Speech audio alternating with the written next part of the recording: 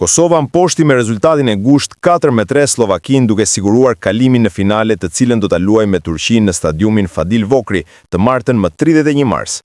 Skuadra e Franco Fodës ishte në mbrëmjen e saj më të mirë duke ja dalë të kthejë rezultatin pas golit të parë të slovakëve, ku shënuan plot 4 herë për t'i futur të dridhurat kundërshtarit në shtëpinë e tyre. Lidhur me këtë sukses historik, ka patur dhe një reagim nga ish kapiteni i kombëtares shqiptare, Lorik Cana, i cili i ka kërkuar Ministrisë Slovake të paraqesë një letër zyrtare ku të njohë Kosovën si shtet sovran e të pavarur, deklaratë formale e cila mungon prej kohësh nga ky vend. Ministria Slovake e Marrëdhënieve të Jashtme nesër ju lutem nisni një letër zyrtare për njohjen e Kosovës. Është shkrimi që ka përzgjedhur ishi Kuqezi.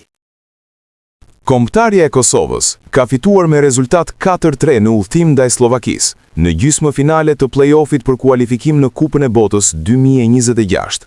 Të parët që kaluan në avantazh ishin vendasit që shënuan në minutën e 5 për rezultatin 1-0, fal një goditjeje të saktë me kokë nga qendërmbrojtësi Martin Valiant. Pas golit të pësuar, Kosova filloi disi të këndellej dhe shtoi intensitetin e lojës, me çrast kjo ju shpërblye edhe me golin e barazimit. Ishte Veldin Hoxha, i cili në minutën e 20 të takimit realizoi një super gol nga jashtë zonës për rezultatin 1-1. Vendasit patën një mundësi të mirë shënimi në minutën e 36, por fatmirësisht për Kosovën, goditja e Lukas Haraslin u ndal nga shtylla. Sidoqoftë, i njëjti lojtar u treguai saktë në minutën e 44, kur nga gjuajtja e lirë realizoi për rezultatin 2-1. Me të filluar pjesa e dytë, Kosova barazoi gjithçka në 2-2, fal një shkëputjeje fantastike në ajër nga Fisnik Aslani.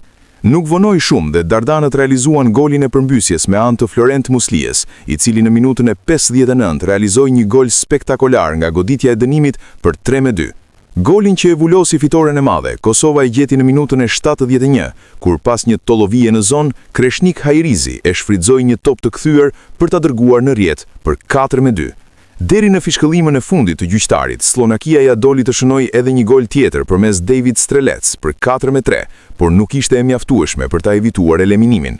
Tani më 31 mars, Kosova do të jetë nikoqire e Turqisë në stadiumin Fadil Vokri, aty ku do të vendoset se cila skuadër do të sigurojë biletën për Kupën e Botës 2026.